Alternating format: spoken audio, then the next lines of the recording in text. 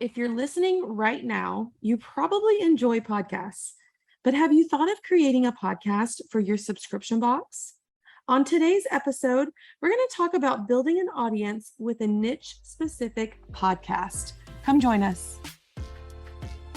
Welcome to the Launch Your Box podcast, with weekly tips, tricks, and strategies to start, launch, and grow your subscription box. Now, here's your host, Sarah Williams. Welcome back to the Launch Your Box podcast. We're going a little different today. I have a very special guest, someone that has listened to every single minute of my podcast ever recorded. It's my podcast manager. Sarah Heeter is here. We're going to break down some information on how you can go deeper in your niche, build an audience, get visible with your own podcast. Sarah, welcome to my show, officially on the other side of the show. Why don't you just jump in, say hi, introduce yourself and what you do a little bit. Hello, Launch Your Box fam. I am so excited to be here. I am obviously, as Sarah mentioned, I'm another Sarah. So I always love the meetings of the Sarahs. I am a full service podcast producer and strategic consultant, and I primarily work with small business owners to strategically launch, grow, and monetize podcasts in order to grow their audience, establish their expertise, and make more money. Make more money. Everybody wants to make more money. And I know that you currently work with several other Launch Your Box members. So you know what's going on here. You know what we're doing. And also, spoiler alert, she's in the group because after listening to umpteen of my podcast, she's like, I need a box. I have to create a box now. I know so many of you can relate because if you have one conversation with Sarah or if you watch one piece of her content, you already are convinced I could do this and I need to do this. I love it. Well, I love that you're in the group too, because you're going to really help drive this conversation to the people listening to this podcast, because podcasters can do things in lots of different areas for lots of different reasons. So product-based businesses are very different, but a podcast is amazing for them as well. I want to talk a little bit about the whys behind when I started a podcast. And, it might be the cool thing to do to start a podcast if you're in business, which I kind of thought it was. I was like, all the cool people have podcasts. Maybe I need to have a podcast too. But in reality, it was really about establishing myself as an expert in the industry and getting visible. I talked with Sarah a little bit before, but when I started Launch Your Box, I had to start from scratch. I had to start my social media pages from scratch. I had a B2C business. I had a business to consumer business. People wanted the cute things in my shop.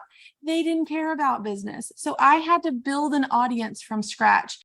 And anyone listening that has done that recently, say in the last 2 or 3 years, you kind of know how it feels. It feels like watching grass grow. And I was doing the things and I was doing everything that I taught and I was building my audience one follower at a time, but it felt slow and sluggish. And there was a point where I had more members than I even had social media followers, which was crazy, but I needed to get visible. I wasn't visible enough on social media. And I have all this knowledge and I have all this love for subscription boxes and I have so much to share with the world. A podcast was a way to get me visible. And we're celebrating a little milestone on the podcast today. When I say get me visible, let me just put it in perspective for you. Currently, right now, after being several years in business, I have a little over 10,000 Facebook followers. Like that's it. I don't have hundreds of thousands of followers. I have slightly over 4,000 followers on Instagram, like not even 5,000 followers on Instagram, but we are celebrating 200,000 downloads on this podcast. That has been less than 18 months, right at 18 months. Like that's crazy. I've been working on my social media accounts for years. And in 18 months, I have 200,000 downloads on this podcast. And this podcast ranks in the top 1.5% of all podcasts in the world globally. people are listening. I'm so glad you're here listening. Can we talk about that for a little bit? So first of all, congratulations. And this podcast is amazing. I knew from the first episode that this was going to be a really, really meaningful show. And that whole concept of what you were talking about, of feeling like it's the cool thing to do, is kind of how a lot of us feel. For those of us who are entrepreneurial and we're hanging out with other entrepreneurs, other go-getters, other high achievers, we're learning from, people we look up to in that kind of a space. It seems like everyone's starting a podcast or everyone has a podcast. And that can sometimes feel a little disheartening. Like, who am I to start one? Or is there even any room in this space? Is it totally oversaturated? Is it a fad? Is it a trend? Is it going away? And the truth is that people would be surprised to know podcasting has been around since like the early 2000s. It's not new. And also, I think we have a really skewed perspective when we're hanging out with the type of people who would start podcasts, because the reality is that in the whole world, there are only just over 2 million podcasts. Like, of all the people in the whole world, there are only just over 2 million podcasts total in all the categories. And of that roughly 2 million, only about 40% of those shows are even active, which means that 60% have not posted an episode in the last 90 days. That's so shocking. There's really, at that point, it almost feels like there's hardly any podcasts. Yeah. And more than half of people over 12 are listening to podcasts. Let me say that again. More than half of people over 12 listen to podcasts. So your average listener is listening to about 7 shows in rotation at any given time. They don't just have a podcast that they listen to. People who listen to podcasts have about, just like TV, right? We don't have a show that we watch. We have about 5 to 7 shows maybe at any given time that we would be watching. Same thing with podcasts. So when you think about it that way, that hundreds of millions of people are listening to podcasts and they're all looking for 7 shows to keep in their rotation, and they have such a small pool to choose from. The reality is it's totally a blue ocean. So if you've been thinking about starting a podcast, this is the perfect time.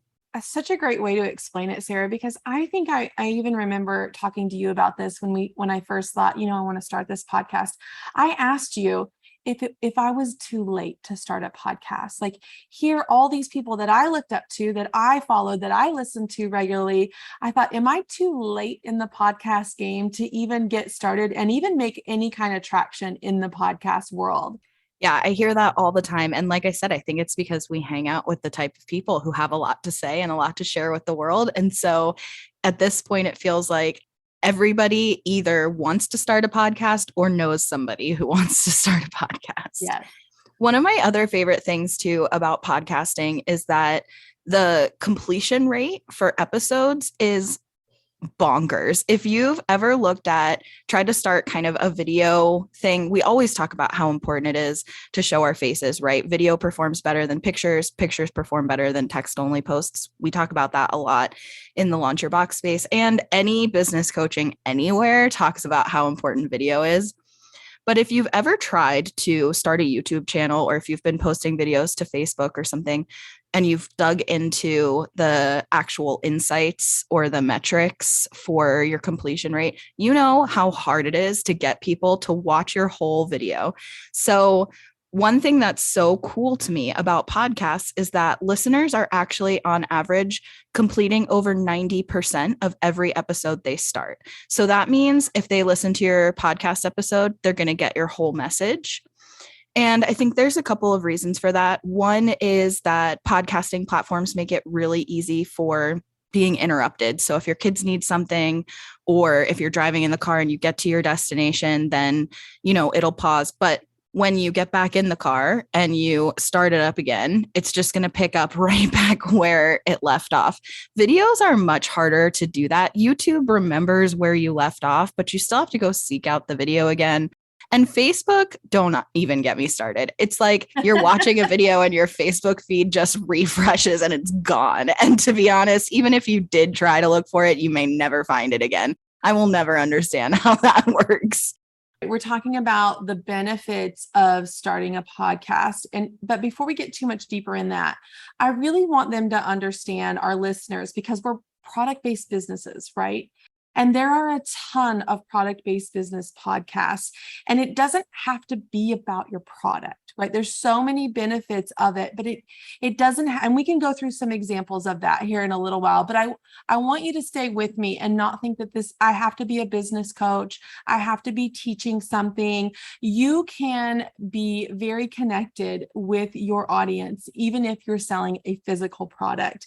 And so we're talking through the benefits of why podcasting is such a great medium to serve. And Sarah's talking about how easy it is to meet people where they're at.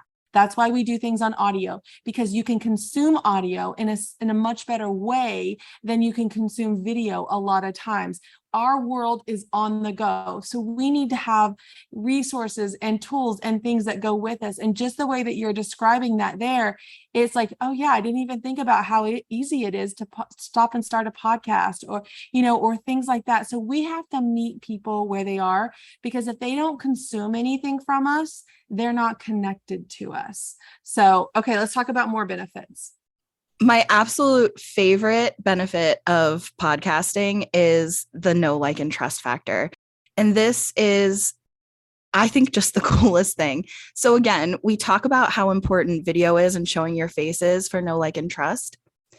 But podcasting actually mimics the intimacy of a phone call. Having that voice only in your earbuds or coming through your speaker in the car, it makes people feel like they are on the phone with you.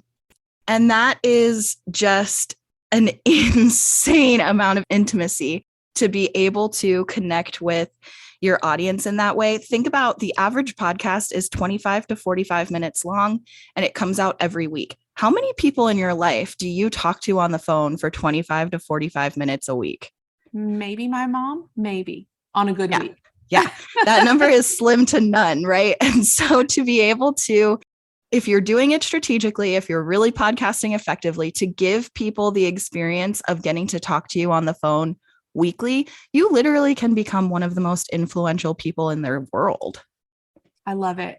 And the other thing that I wanted to throw in here as a benefit, as we were talking about video. And when you do a Facebook Live or you're doing a short video, they don't live that long, right? The algorithm picks them up. They push them out as fast as they can. Yeah, they're still there on your page, but they don't get juice. What I love about my podcast episodes is that they live forever. Like, this is content that gets listened to every month. My most listened to podcast episode ever is my interview with Ann Stuccio, which is podcast episode number 3. It gets listened to every single month. If I had a Facebook Live that I did in February of 2021, I can't tell you the last person that viewed that and when that was. But these podcasts from a year ago are just evergreen content. And it feels like when I sit down and I write out a new podcast episode, or I interview one of our members, or I have a guest like you, Sarah, that I am really spending time on a piece of content that's going to fuel my business over and over and over again. And it's not this short, very minimal presence in my business. It's something that is propelled over and over again. Yeah, I think that, that's one of the other things that I really wanted to have a chance to kind of talk about, because I know we've had a lot of chatter in the Launch Your Box group about short form video, Reels, TikToks, and being able to have content that goes way more in depth, is longer form, lives forever. Both are important and both have totally different benefits and also totally different strategies. But it is really nice to be able to, attract people with this really short form burst content that matters only shortly after it's posted. Sometimes Reels or TikToks kind of pick up some traction randomly in the algorithm a little while later, but to attract people in that way, and then to be able to connect with them way more deeply through this long form, in-depth content that lives forever is just invaluable. So we've got our benefits down. We understand why people podcast. We understand the benefits of podcasting. But let's go back to what I was just talking about. I have product-based business. What am I going to show up and talk about, Sarah? Like, I'm in. I think podcasting sounds like a great idea. I love talking. And let me tell you, talking on a Facebook Live is so much different than talking on a podcast. Sarah, do you remember like when I was trying to record like my first 10 episodes? And it was so painful because talking to yourself is very hard. You were talking me off a ledge. Yes. Well, I hear this a lot. So you're not alone. I think there is, for some people, there's a big intimidation factor of just sitting by yourself and trying to record a solo episode. First of all, you don't have to do solo episodes. There's definitely benefits to doing a solo episode where you're really building up your expertise. And that's going to be a really easy way to build that know, like, and trust factor where people are getting to know you rather than necessarily getting to know your guest. So there's definitely benefits to that, and who specifically and is trying to sell a subscription box or trying to create a subscription box and also is thinking about podcasting. But you don't have to do only solo episodes, and you don't have to do any solo episodes. It's totally entirely up to you. So that can definitely help. But yes, I hear this all the time about how intimidating it is. I personally love to talk. I think, it's so funny. If you could go back and tell my mom 3+ decades ago, this kid is going to grow up to create a whole career around talking, I think you should just be like, oh, thank goodness there's purpose to this. So for me, I mean, you can put me in a room alone with a microphone and I'll go to town, but I understand that's maybe a little bit of a learning curve. It might also be less of a barrier. Like if you're sitting here listening right now and you're like, well, I'm afraid to go live. I don't want to be face to camera. That just scares the crap out of me. Maybe podcasting is better for you because you'll be able to sit by yourself, have your notes, have your thoughts, grab your microphone, have that conversation that you might be scared to do live. And once you do it, it gets so much easier. I could throw on a microphone and talk to anybody about anything. I can come up with a topic myself within 30 minutes and create a whole big action plan for you because I live and breathe this stuff. But when we talk about you having a podcast and you're not teaching anything, I want you to think about the lifestyle of your subscriber. And there's several cases of this inside our membership, but the one that's coming to mind is Jenny with the Flower Mama box. So she has the Flower Mama podcast, and she doesn't get on her Flower Mama podcast to sell flowers. She gets on her podcast to interview other moms that have similar values and beliefs that she does. That is her entire messaging of her Flower Mama subscription box. So she doesn't talk about flowers on her Flower Mama box. She talks about what it's like to be a mom of littles, what it's like to walk in faith, as a parent. She talks about the person that is the perfect subscriber for you, but not the product. So when you think about your ideal customer and who that person is, think about what she does in her everyday life and how you can add value to that. Yeah. And I'll expand on that, but I just want to touch on, Sarah, this is part of why your podcast is so good, because what I was just talking about with you can do interviews and how does that build your expertise and your know, like, and trust factor. Right now, you're doing an interview and you also were just teaching, right? You also were just coaching. So you can still do both as well, where you are the expert and also you're doing an interview. Just want to call that out real quick.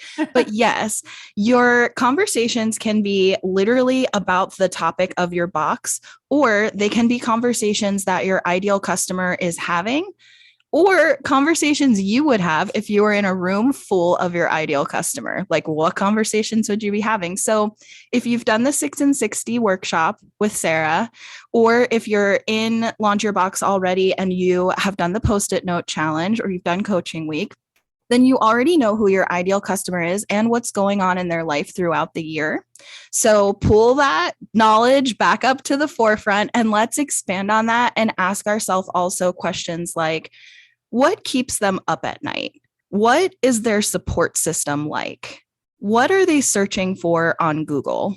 What is it that they're really wanting or looking for? What are their biggest priorities? What is their value system like? What means the most to them? And what are their favorite conversations to have? Like, just start thinking about these kinds of things. And if you are feeling like, well, everybody would listen to this podcast, everybody could benefit from this box, right? Then it is true that everyone might benefit from your box or your podcast if they were to participate or engage with it. But not everybody is looking to consume that content. So the first thing you should do is ask yourself, who is actively looking for this kind of content?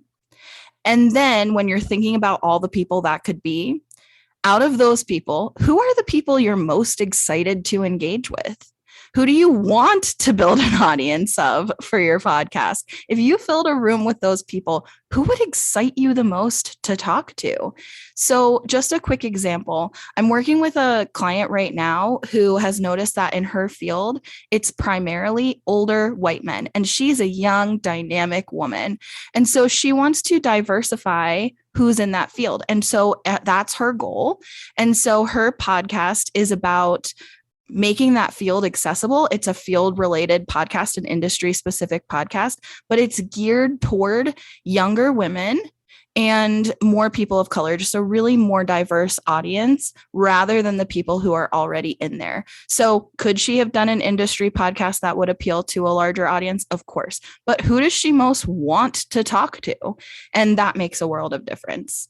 But yeah, we can go into examples if you want to. Like I'm going to throw some at you and then you can just give ideas because, okay, I'm listening. I got this, but I don't know. I still don't know what to do. I'm overthinking everything. So we see a lot of pet subscriptions, right, in our membership. So say I've got a box for dogs and I want to do a podcast. Let's talk through what this could look like for me.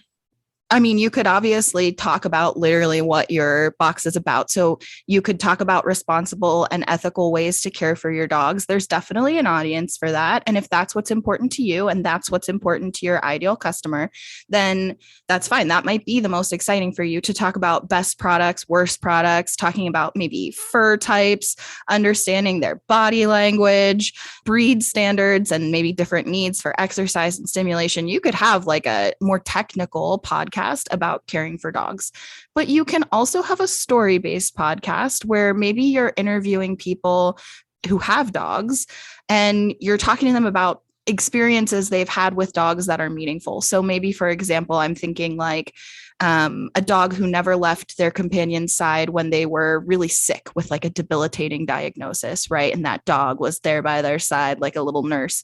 Or maybe someone got a divorce and they were moving across the country back home and their dog was their co-pilot on that trip. And so they're telling the story of this bonding connection with their dog. So just using these two as random examples, both of those are really valid podcast ideas. And they both have a ton of content potential and huge potential audiences.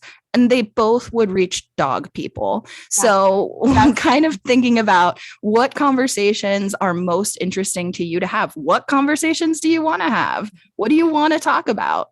Because the goal here, and maybe it's my goal with my podcast, but the goal here is just to build an audience of people. My goal is not to show up and sell on my podcast. My goal is to provide value in ways that I teach. Also, I provide inspiration in the stories that I share.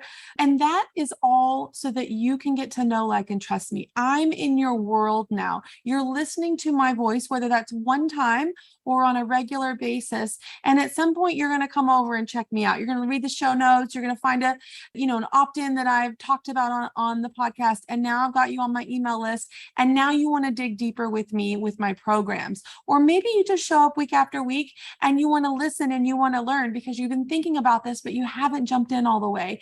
And so I just build content to serve. I don't build content to sell. And I think that is the difference. When I build content, a lot of times on social media, it's to sell. But when I'm building content here on this podcast, my sole purpose, my sole mission is to provide real actionable content that will serve someone that wants to be in or is already in the subscription box industry.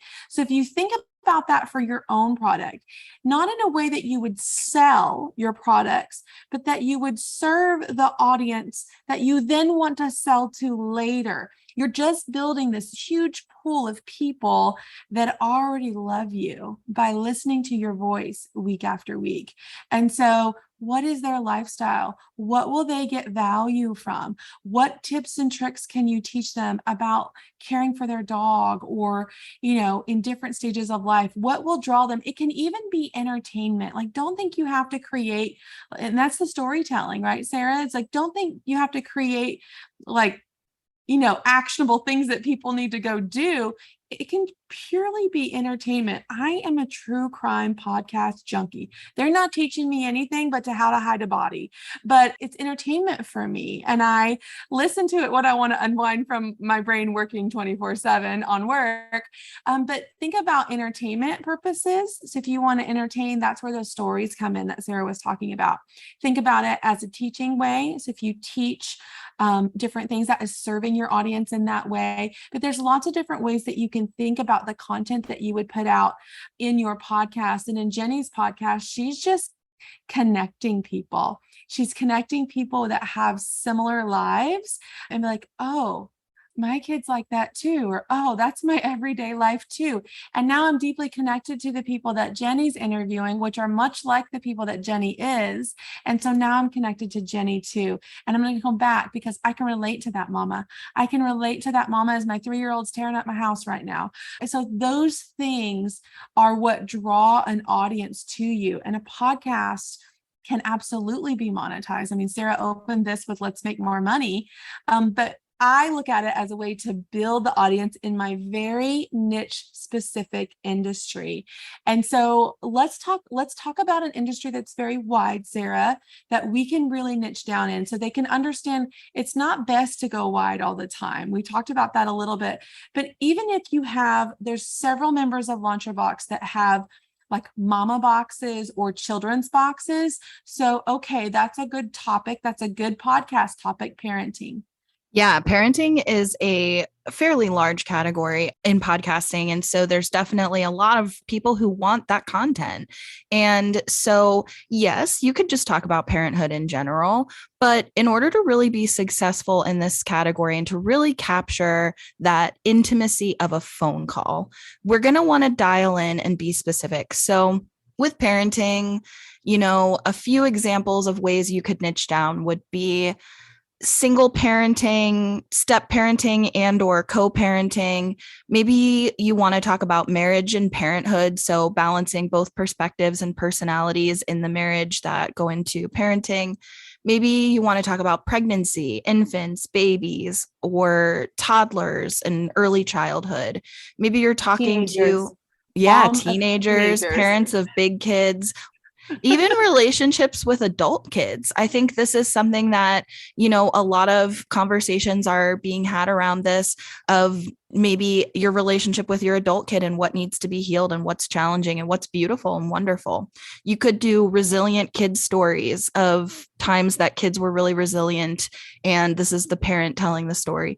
You could tell parenting mistake stories. We've all made anybody who's a parent has made parenting blunders. So you could do parenting mistakes. You could share birth stories. You could do things I wish someone told me before I had a child. You could do things no one talks about. And that could be related to pregnancy. That could be related to birth. That could be just parenting in general, things that nobody talks about. You could even do a pregnancy podcast for dads, like what dads should expect and what the experience is like, and sharing stories of other dads, because I know not everybody in LauncherBox, the community, or listening to this podcast is a woman. So we'll also throw that one in. Yeah. So there's so many ideas that you just like spit out, Sarah. Like, I feel like you're a knowledge bank of just ideas because you're just immersed into this podcasting world all the time. But really think about what you're passionate about.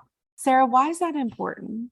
Well, it's going to show. I mean, if you're talking about something that feels hard or feels boring to you, nobody's going to want to listen to you talk about it. I mean, that's like kind of the first thing. But also, it should feel fun, because the truth is that podcasting is another thing to do. We all have a million priorities, right? Some of us are doing this to build a subscription box on the side of having a quote unquote 9 to 5 or a real job. Some of us are already full-time business owners, and some of us have families, and we have all these other priorities that we're trying to balance. And it's yet another thing that takes more time and more energy and more of your bandwidth. And the only way you're going to keep going is if it's fun and you're getting something out of it. So that is really, really important. So you really want to be passionate about what we're talking about on a podcast. So don't start a podcast of something that you think is cool, but you don't actually love to talk about, because it'll become daunting. Number 2 is that it's got to relate to the audience you want to build. So I'm a parent of teenagers. I could talk about that all day, but that has nothing to do with my subscription. So that's not the right audience for me to build unless I was building something out for that in the future. So really think specifically about who your ideal customer is, take that information, what you're passionate about. Hopefully you built a business around something you're passionate about, and those two can merge together, and then you can start building your audiences. Yeah. And I think, there's a couple of places you could be when you're doing this. It could be if you're just starting out and you're building an audience for the first time. And so we touched on this a little bit earlier, talking about if you don't really love being on camera, you're kind of struggling to get some traction elsewhere. Maybe you don't have any following yet on social media, let alone just not as big of a following as you want. And so if you have the time and bandwidth to take on the task of podcasting, then it could be right for you to build an audience for the first time. Maybe if you've been kind of trying these different platforms and nothing really feels right, you don't really love any of them, maybe you could love this. But not everybody, again, is going to love all the talking. Not everyone is going to love the in-depth content planning. And that's totally fair. It's not going to be for everybody. And some people just plain don't have time. If you have a really established audience, maybe you want to make a deeper connection with them. So it might not necessarily be about new subscribers. It might be, or new audience members. It might be about taking your existing audience and converting more of them to be subscribers. It might be about your retention rate. So if you've been looking, and we've talked about this in Launch Your Box a few times, but if you're looking at your retention rate and it's not where you want it to be, then maybe this is a way to increase that retention rate. Because essentially what you're doing, if you do this effectively, is you're gifting your subscribers and the people in your world, the people in your audience, with the opportunity to mimic having a phone call with you every single week. I mean, that has to impact your retention. Or maybe you're looking to add a new offer either soon or in the far future, like maybe one day I'll want to expand and continue offering more things. So it could be that you're looking to make a deeper connection. And then the third one I would think of being really relevant to people in this box world is if you have an established audience on, let's say, Instagram or TikTok, but the people who are in your ideal audience are not your ideal box subscribers. So it could be that you want a brand new audience, or it could be just that you want to connect with your audience more deeply. But you might be thinking, okay, well, how do I get started? How do I start a podcast? I think that was one of my biggest questions, was like, I don't even know what the next steps are. Can we just briefly walk through like how they would get started with podcasting? Yeah. So the first thing I would say is do not go down a tech rabbit hole. You could literally start a podcast using the voice memo app on your phone. If you've got kind of money to spend and you think tech is fun, by all means, buy a fancy microphone, but it is not necessary to start a podcast. So the first thing you really need to do is get clear on what the topic is going to be. And I always recommend make a list of at least 50 episode ideas. If you can't, off the top of your head, come up with 50 topics you could possibly talk about on a podcast, I do not recommend. I'm going to tell you to make a list of 10, because now this feels like a daunting thing and I don't want you to stop before you start. So here's the thing. It should come fast, right? So for example, with dog care, like we can definitely come up with 50 things related to dogs, right? Like we can do product reviews, and right there could be 50 products we could review, right? With the interviewing, do you think that there are 50 people that are out there? You don't have to know them off the top of your head, but there are 50 people out there who could share a story about what a meaningful experience they've had with their dog, because every dog person I know can share a meaningful experience with their dog, right? If it's something that you are struggling with, then you kind of need to go back to the idea. And again, think about, what do you want to talk about? What does your ideal audience want to talk about? If you and your ideal audience were in a room, would you run out of things to talk about? Like, hopefully not. If so, I think you need to go back to your idea board, right? It should come naturally. If you were talking to your ideal subscriber, it should come naturally. But I think that also 50 ideas is a year's worth of content. Exactly. Right? Exactly. It's a year's worth of content. And we can relate this to subscription boxes, because when we do the 6 and 60, like we're planning out 6 months, sometimes we plan out a year worth of our content and we think, I don't know how I'm going to do this again next year, right? Like, I don't know how I'm going to top my January box from this year with the January box from next year. But 5-6 years in, like me, I've done 5 January boxes now. I've done 5 February boxes. I've done 63 different subscription boxes. And I would have told you in the beginning, I probably had 20 max in my brain. But you just, as you do them, you see what people are listening to. Totally so that fair. Helps you too. And so that inspires you for like the next one. I say 20 to 30 is really good, Sarah. I think. Okay. All right. We'll meet in the middle. We'll meet in the middle, 20 to 30. What I've learned, Sarah, I'm just going to coach you right now. What I have learned is that sometimes things can become overwhelming for people, and then they do nothing because now they're overwhelmed by thinking of 50 things. And I'm going to also tell you this. Your first 30 episodes are going to feel like trash. Okay. They're just going to feel like trash. They're going to feel stupid to you. They're going to feel like you don't know what you're doing. I think it's about over the first 30 episodes, you get over that hump and you're like, I got this. I'm a podcaster now. Like I can, it takes about 30 episodes. Every time I would record one in the beginning, I was like, oh, that's terrible. Oh, I got 1,000 people that listen to it. Oh, I have 5,000 people that listen to it. Oh my gosh, 20,000 people listen to that.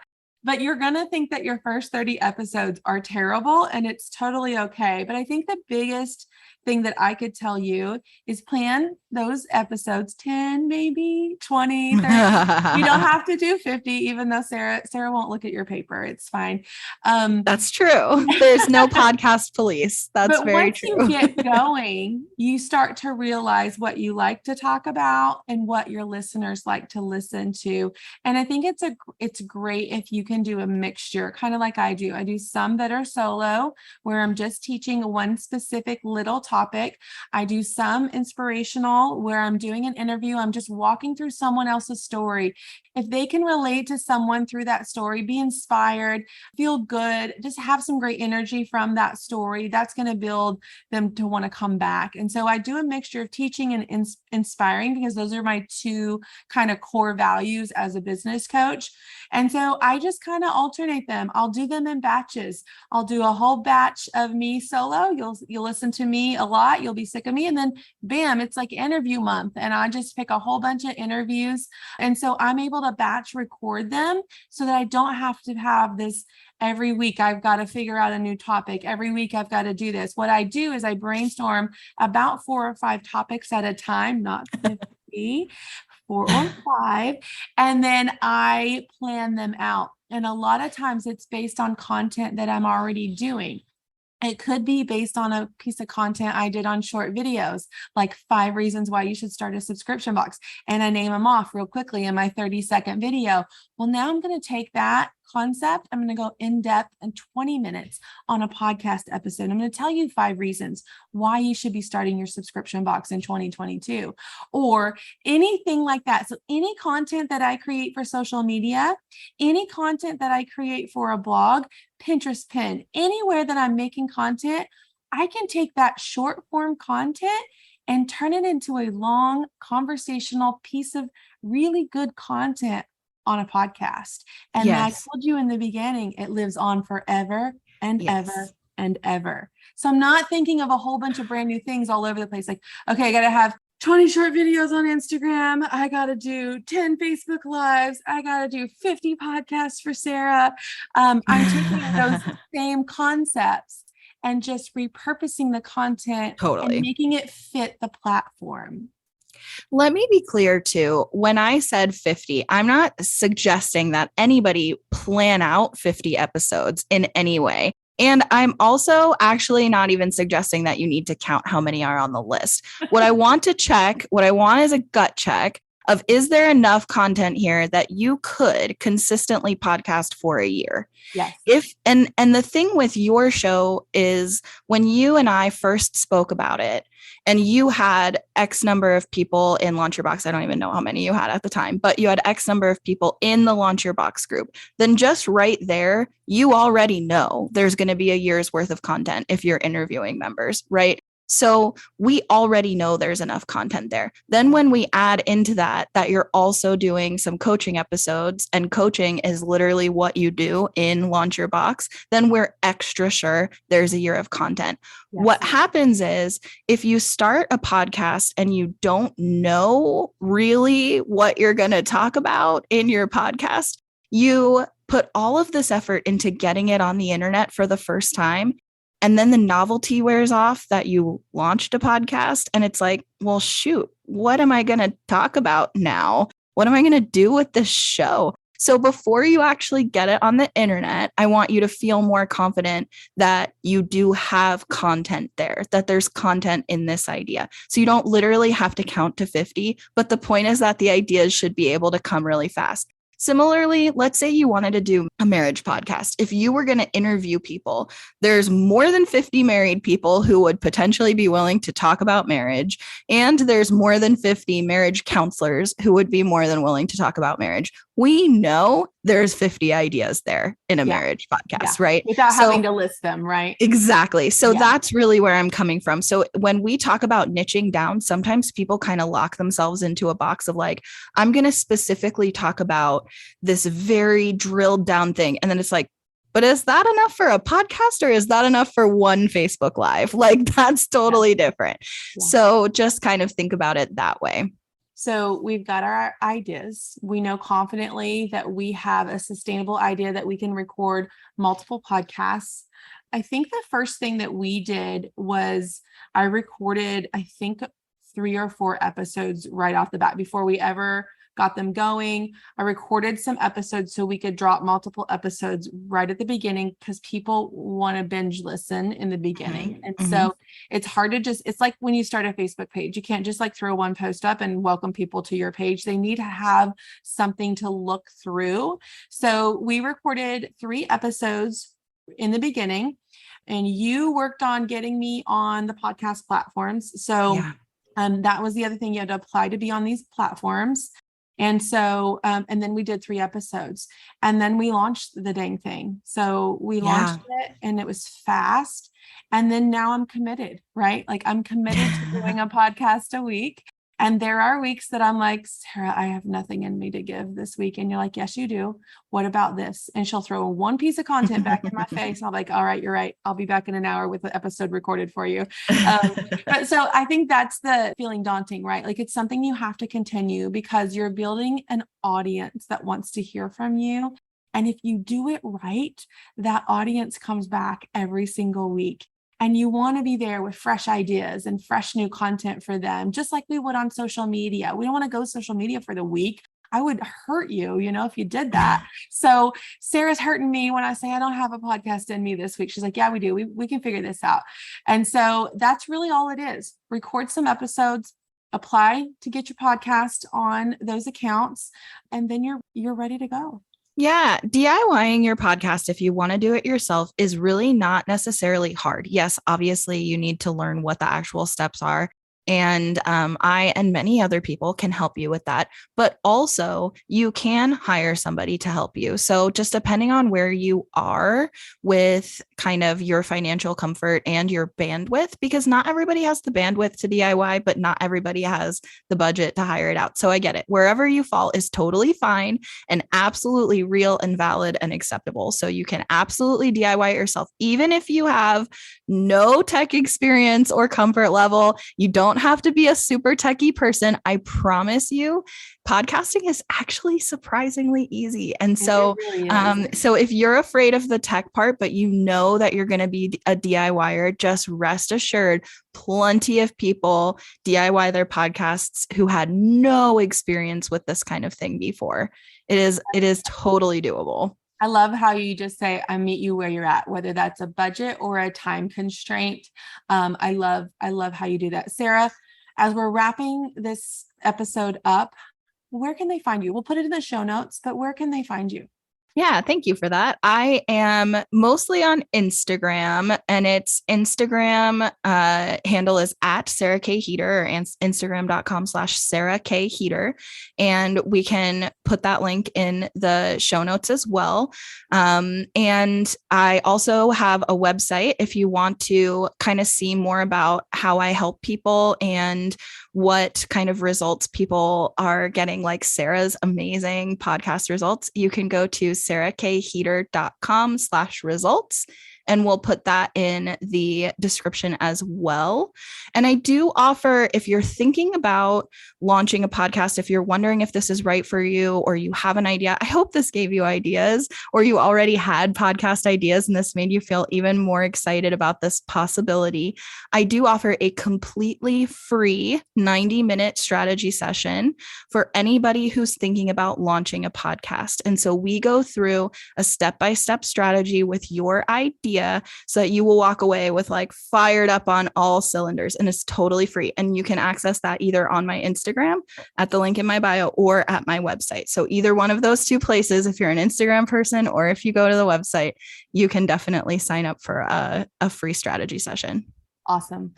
And no matter where you're at, whether you're just green to this, I completely was when I met Sarah. I'm like, I have no idea, but I think I want a podcast. She walked me through everything.